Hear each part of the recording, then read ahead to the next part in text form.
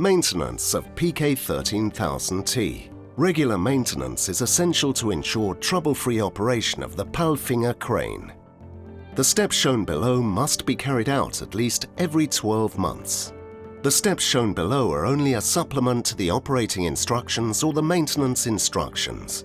Maintenance of the PALFINGER crane must be carried out in accordance with the maintenance instructions. To clean the crane, switch off the power supply to the appliance. Aggressive cleaning agents must not be used. Use a cleaning cloth to remove dirt from the control panel and the radio remote control. Excess old grease at the bearing points must be removed. If the extension booms are dirty, remove old grease and dirt from them as well. After cleaning, carry out a visual inspection of the crane,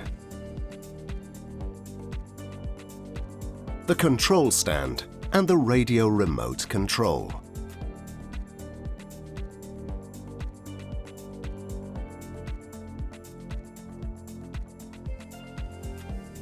Particular attention must be paid to the crane structure.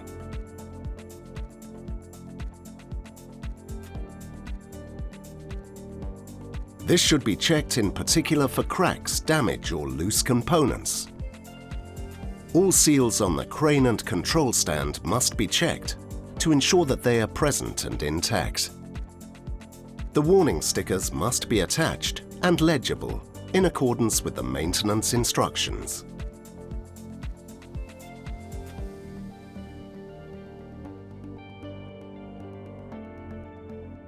If stickers are missing or no longer legible, they must be replaced. The crane's electrical connection must also be checked for damage, loose wiring, and deformation. Important test points here are the control panel, the terminal box,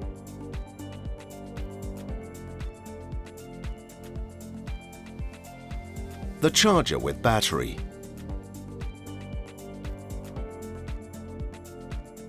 the radio receiver,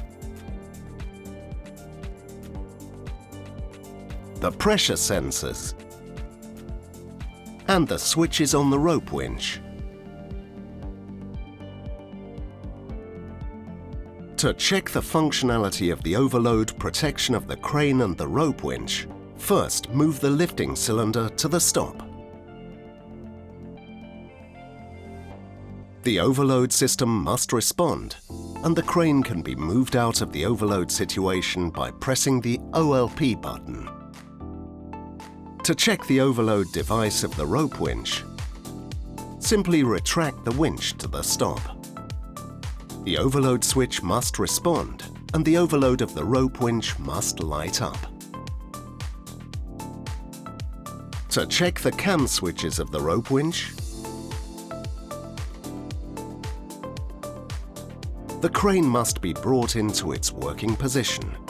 To do this, the crane must be operated with a radio remote control, and the linear lever of the rope winch function must be fully deflected. Attention! Due to tolerances of the cam switch, the switching point between the rope winch up and rope winch down functions can deviate by approximately 2 meters.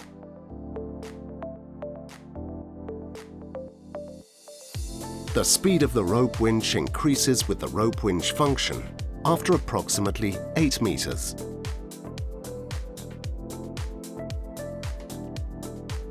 And reduces at approximately 6 meters below the crane tip with the rope winch function. In the area of the platform, the speed of the rope winch is reduced approximately 10 meters above the platform with the winch down function, and increased again approximately 12 meters above the platform with the winch up function.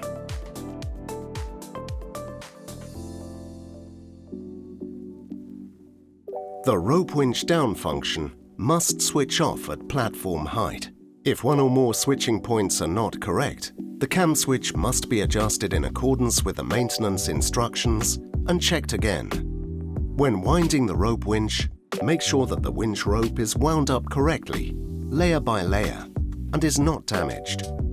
Rolling over the winch cable is not permitted, and will damage the cable. To check the winch cable in the area of the cable hook block, the counterweight must be removed beforehand. At the same time, check the underside of the cable and the load hook for damage and wear. The winch cable must be lightly lubricated along its entire length. If relubrication is necessary, use special rope grease. All earthing cables must be checked for damage and correct attachment. All hydraulic components must be checked for damage and leaks.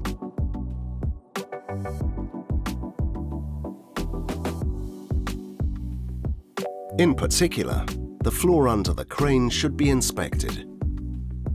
Oil stains may indicate leaking hydraulic oil. The crane must be lubricated with special grease in accordance with the maintenance instructions.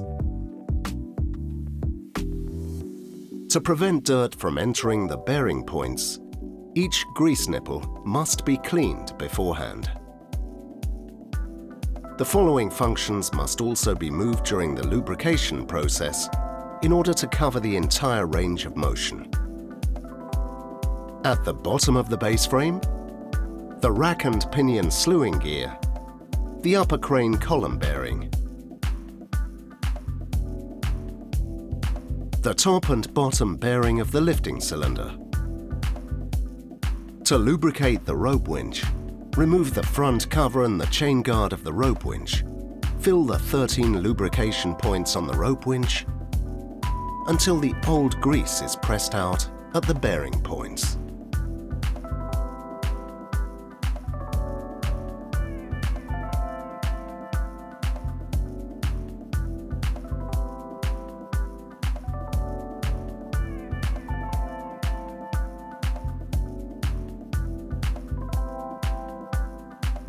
Now unwind the winch, wind it up again, and repeat the lubrication process 2 to 3 times.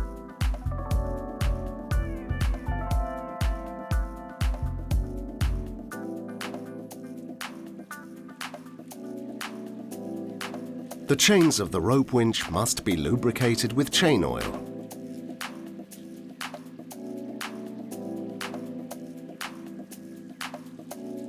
Remove any leaking grease with a cloth. To lubricate the extension boom, extend the extension boom completely.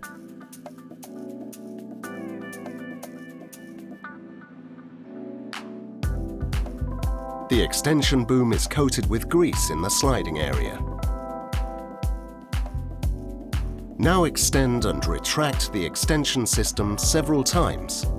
Excess fat must also be removed here. Finally, move the crane into its parking position.